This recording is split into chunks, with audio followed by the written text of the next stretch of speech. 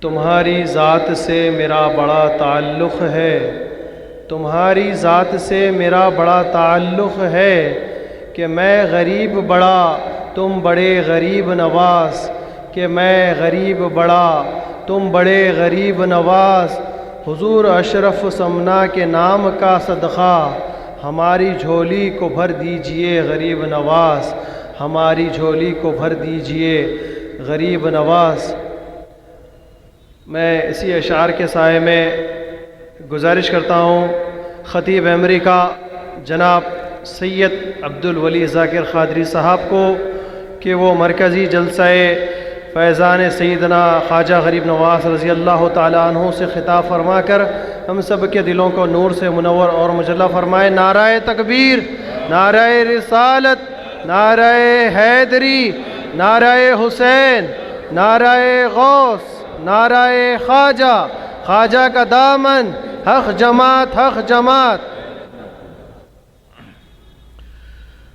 نحمده ونصلي على رسوله الكريم، اما بعد فاعوذ بالله من الشيطان الرجيم، بسم الله الرحمن الرحيم۔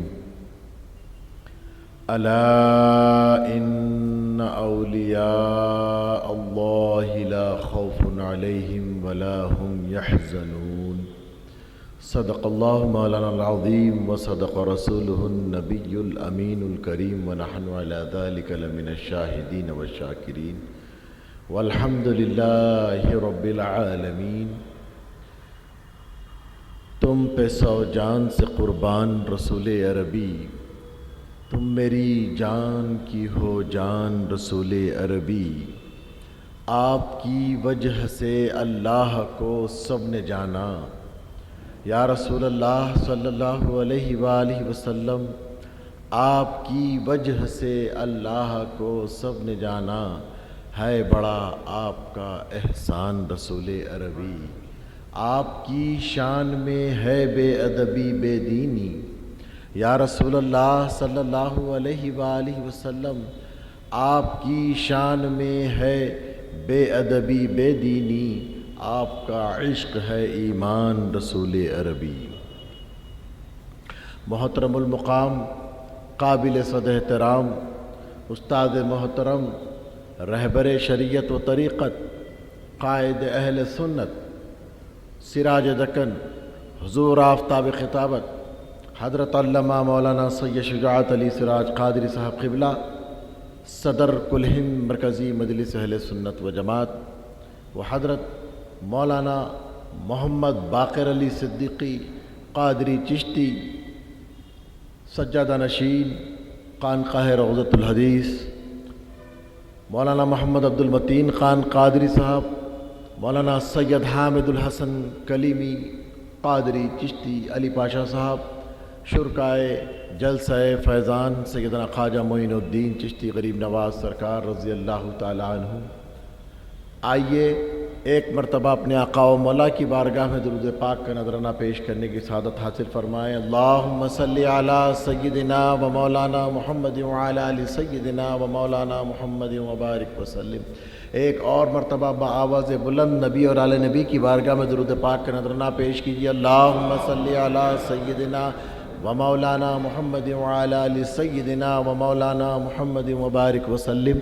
صلاۃ و سلام علیک یا سیدی یا رسول اللہ وعلی آلک و اصحابک یا نور اللہ صلی اللہ تعالی علیہ وسلم۔ عزیزان گرامی، اللہ تبارک و تعالی کا شکر ہے کہ اس نے کل ہند مرکزی مجلس اہل سنت و جماعت کو یہ عزت و اقار سے سرفراز فرمایا کہ الحمدللہ حضور سید آفتاب خطابت حضرت مولانا سید شجاعت علی سراج قادری صاحب قبلہ دامت برکاتہم العالیہ و قدسیہ کی صدارت میں الحمدللہ 38 سال سے مسلسل ان مبارک جلسوں کا انعقاد عمل میں لایا جا رہا ہے، اور مسلمانوں کو اس بات سے آگاہ کیا جا رہا ہے کہ خواجہ غریب نواز سرکار رضی اللہ تعالی عنہ نے جو ہمیں اسلام پیش کیا ہے اس اسلام پر آ جائیں، آج اس فتنہ پرور دور میں لوگ وہابیت کے حوالے ہو رہے ہیں، نجدیت کے حوالے ہو رہے ہیں اور رافضیت کے حوالے ہو رہے ہیں۔ اس فتنہ پرور پرفتن دور میں حضور سیدی آفتاب خطابت نے جو اپنا مشن لے کر 38 سال قبل اس جگہ کو، اس پہلے مرکز اہل سنت جامع مسجد افضل گنج سے اس آواز کا آغاز فرمایا، اور آپ نے تمام حیدرآباد کے بڑے مشائقین، سجادگان اور علماء کرام کو ایک پلیٹ فارم پر جمع کر کے آپ نے یہ دعوت دی کہ کرنا ہے ہم کو جملہ سلاسل کا احترام، ہر سلسلہ ہے رسول عربی سے۔ تو عزیزان گرامی، آپ نے ہمیں دعوت دے کر جملہ سلاسل کو ایک جگہ، ایک پلیٹ فارم پر جمع ہو کر سنیت کی بنیاد پر متحد ہوں اور وہابیت کا مقابلہ کریں۔ مقصد یہی ہے، خواجہ غریب نواز سرکار کے عقائد کو ہم مسلمانوں تک پہنچائیں، حقیقی اسلام کا نقشہ خواجہ غریب نواز سرکار کے ذکر سے پیش کریں۔ خواجہ غریب نواز سرکار ہندوستان کی دھرتی پر تشریف لانے سے پہلے یہاں پر کیا تھا؟ یہ تو سارا کفرستان تھا۔ خواجہ غریب نواز سرکار کو ہمارے آقا صلی اللہ علیہ وآلہ وسلم نے حکم دے کر ہند کی طرف تبلیغ اسلام کے لیے بھیجا۔ خواجہ غریب نواز سرکار خود سے تشریف نہیں لائے، پیارے مصطفیٰ جان رحمت صلی اللہ علیہ وسلم کی بارگاہ مقدسہ میں خواجہ غریب نواز سرکار جب حاضری دیے تو اس ارادے سے مدینہ پاک میں حاضری دی کہ یا رسول اللہ، اب ساری زندگی آپ کے قرب و جوار میں گزار لوں گا، یہیں پر علم دین کی خدمت کرتے ہوئے اپنی ساری زندگی یہیں پر گزار لوں گا۔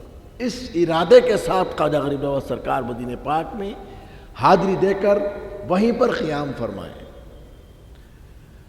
ایک روز آقا صلی اللہ علیہ وآلہ وسلم نے حکم دیا کہ اے معین الدین، اسلام کی تبلیغ کی خاطر ہند کی طرف جاؤ۔ خواجہ غریب نواز سرکار کا قلب بے چین ہوتا ہے۔ دوسرے دن پھر حکم ہوا، اے معین الدین، ہند کی طرف اسلام کی تبلیغ کے لیے جاؤ۔ آپ کا قلب اطہر پھر بے چین ہوتا ہے کہ دربار رسول صلی اللہ علیہ وسلم کو چھوڑ کر ہند کی طرف جانے کا حکم ہو رہا ہے۔ تیسرے دن آقا صلی اللہ علیہ وآلہ وسلم نے پوچھا کہ اے معین الدین، ہمارے حکم کی تعمیل میں تاخیر کی وجہ کیا ہے؟ کس چیز نے تمہیں مانے نہ رکھا کہ ہمارے حکم کی تعمیل میں تاخیر کیوں ہو رہی ہے؟ آقا خواجگان، خواجہ قل خواجہ غریب نواز سرکار رضی اللہ تعالیٰ عنہ نے عرض کیا، یا رسول اللہ صلی اللہ علیہ وسلم، میرا دل اس لیے بے چین ہوا کہ اب حکم دیا جا رہا ہے کہ آپ کے دربار گوہربار کو چھوڑ کر اب ہند کی طرف جائیں۔ آپ کے دربار سے دور ہونا یہ گراں گزر رہا ہے، اس سے دل بے چین ہو رہا ہے۔ پیارے مصطفیٰ جان رحمت صلی اللہ علیہ وآلہ وسلم نے ارشاد فرمایا، اے معین الدین، کیا تم اس بات پر راضی نہیں کہ ہم تمہیں وہ مقام و مرتبہ عطا کر دیں کہ تم اپنی آنکھ کو بند کرو، چہرے کو جھکا لو اور ہمارے دیدار سے مشرف ہو جاؤ؟ خواجہ پاک خوش ہو جاتے ہیں، یا رسول اللہ میں راضی ہوں۔ عرض کرتے ہیں، یا رسول اللہ، میں ہند کے علاقے سے واقف نہیں۔ ارشاد فرمایا، پیارے مصطفیٰ جان رحمت صلی اللہ علیہ وآلہ وسلم نے اپنے دست نبوت سے انگشت مبارک سے ہند کی طرف اشارہ کیا۔ خواجہ پاک فرماتے ہیں، جیسے ہی میرے آقا نے ہند کے علاقے کی طرف اشارہ کیا، مدینے سے لے کر ہندوستان تک کا سارا راستہ اور سارے ہند کے علاقے کو میں نے اپنی ہتھیلی میں ملاحظہ فرما لیا۔ بھیجنے والے پیارے مصطفیٰ، آنے والے خواجہ غریب نواز سرکار عزیزان گرامی۔ خواجہ غریب نواز ہندوستان میں تشریف لائے اور اسلام کو پیش کیا، اپنی ذات کو پیش کیا۔ کرامتیں تو بہت ہیں، وقت کی تنگ دامنی ہے۔ حضور سیدی آفتاب خطابت کا خطاب جلیل بھی ہم کو سماعت فرمانا ہے۔ خواجہ غریب نواز سرکار کی کرامتوں میں ایک سب سے جدا کرامت یہ ہے عزیزان گرامی، خواجہ پاک نے اپنی حیات مبارکہ میں 95 لاکھ لوگوں سے زیادہ غیر مسلموں کو کلمہ پڑھوا کر داخل اسلام فرمایا، اور کئی کرامتیں آپ سے ظہور پذیر ہوئی۔ اس میں ایک جداگانہ کرامت یہ ہے کہ خواجہ غریب نواز سرکار نے ان تمام داخل اسلام ہونے والوں میں سے کسی ایک سے بھی کلمہ پڑھنے کی خواہش نہیں کی، کلمہ پڑھنے کے لیے، اسلام قبول کرنے کے لیے نہیں فرمایا۔ جو کوئی خواجہ غریب نواز سرکار کے سراپا اقدس کو دیکھتا، اسلام قبول کر لینے کی اس کے دل میں خواہش ہوتی ہے اور عرض کرتا، حضور مجھے کلمہ پڑھا کر داخل اسلام فرما لیجیے۔ آپ کے چہرے مبارک کو دیکھ کر لوگ اسلام قبول فرما لیا کرتے تھے، آپ کی محفل میں آ کر بیٹھتے تھے اور داخل اسلام ہو کر، اسلام کی دولت سے مالا مال ہو کر اپنے گھروں کو لوٹتے تھے۔ دہلی سے اجمیر کے صرف ایک سفر میں عزیزان گرامی 90,000 لوگوں نے مشرف میں اسلام ہوا۔ صرف خواجہ سرکار کے ایک سفر کی ایک مثال ہے عزیزان گرامی۔ تو خواجہ غریب نواز سرکار رضی اللہ تعالی عنہ نے ہمیں اسلام جو لا کر دیا ہے، اس اسلام پر ہمیں قائم رہنے کی ضرورت ہے، انہی عقائد پر ہمیں قائم رہنے کی ضرورت ہے۔ خواجہ غریب نواز سرکار کے مخالفین سے ہمیں مقابلہ کرنے کی ضرورت ہے۔ حضور سیدی آفتاب خطابت کا جو مشن ہے، ناموس رسالت کا اور افضلیت سیدنا صدیق اکبر رضی اللہ تعالیٰ عنہ، آج کے اس فتنہ پرور دور میں گزشتہ 1 سال سے یہ فتنہ چل رہا ہے۔ عزیزان گرامی، مولا علی مشکل کشا کے عقیدے کو برملا حضور سیدی آفتاب خطابت پیش کر رہے ہیں۔ مولا فرماتے ہیں، حدیث پاک روایت کرتے ہیں، مولا مشکل کشا ایک مرتبہ بیٹھے ہوئے تھے، سیدنا صدیق اکبر رضی اللہ تعالی عنہ مولا کے چہرے کو دیکھ کر مسکرا رہے تھے۔ مولا علی نے پوچھا کہ مسکرانے کا سبب کیا ہے؟ سیدنا ابوبکر صدیق نے ارشاد فرمایا، میرے کانوں نے سنا، میرے آقا صلی اللہ علیہ وآلہ وسلم نے ارشاد فرمایا، علی کے چہرے کو دیکھنا عبادت ہے۔ تو اس لیے اے علی، میں تمہارے چہرے کو دیکھ رہا ہوں، گویا عبادت کر رہا ہوں۔